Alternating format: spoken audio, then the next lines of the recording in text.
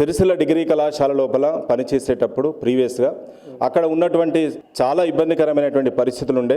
నేను ఎప్పుడైతే ప్రిన్సిపల్గా సీట్లో కూర్చున్న తర్వాత ఇమ్మీడియట్గా అక్కడ ఉన్నటువంటి ప్రధానమైనటువంటి సమస్య ఏంటంటే స్ట్రెంత్ ప్రాబ్లం. స్ట్రెంత్ అనేటువంటి చాలా ఉంటుంది. ఇక్కడ వేములవాడ కానీ సిరిసిల్ల కానీ అక్కడ ఉన్నటువంటి ఆ రెండు పట్టణాలకు దూరంగా ఉండేటువంటి ఆ కళాశాల ఎట్టి పరిస్థితుల్లో కూడా కళాశాలలో ఉన్నటువంటి వనరులను ప్రజలకు పరిచయం చేయాలనేటువంటి ఒక భావనతోటి నేను అక్కడ ఈ మీడియా ద్వారా అంటే మీడియా సపోర్ట్ తోటి అందరూ నాకు సపోర్ట్ చేయడం జరిగింది. పొలిటీషియన్స్ కూడా సపోర్ట్ చేయడం జరిగింది.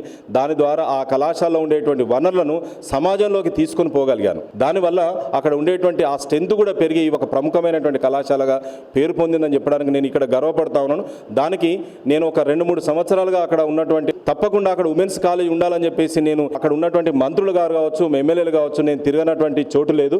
ఆ తిరిగిన తర్వాత నేను ఇక్కడ ట్రాన్స్ఫర్ వచ్చిన తర్వాత ఆ కళాశాలకు 5 కోట్లు శాంక్షన్ కావడం జరిగింది. తర్వాత ఆ ఎమ్మెల్యే గారు, మినిస్టర్ గారు ఫస్ట్ నాకు కాల్ చేశారు. మీ యొక్క శ్రమ ఫలించింది సార్, ఇక్కడ 5 కోట్లు వచ్చినాయి, బిల్డింగ్ అవుతుంది అంటే నేను చాలా తృప్తినిచ్చింది అది. ఎందుకు అంటే నేను పడ్డటువంటి ఆ శ్రమ అక్కడ ఉన్నటువంటి అమ్మాయిలకు తప్పకుండా ఇక్కడ గర్ల్స్ హాస్టల్ ఒకవేళ ఉంటే అందరికీ ఫెసిలిటీ ఉంటుంది. ఎందుకంటే పేద మధ్యతరగతి కుటుంబాల్లో నుంచి వచ్చేటువంటి ఆ విద్యార్థులు చదువుకోలేరు, ట్రాన్స్పోర్ట్ వేయలేరు, కూలీ పని చేసుకునేటువంటి ఆ విద్యార్థులు చాలామంది ఉన్నారు. కాబట్టి ఆ అమ్మాయిలను ప్రోత్సహించాలని చెప్పేసి నేను ఆ ప్రయత్నం చేస్తే నేను ఇక్కడికి వచ్చి పటాన్చెరులో జాయిన్ అయిన తర్వాత శాంక్షన్ కావడం అనేటువంటిది చాలా సంతోషం.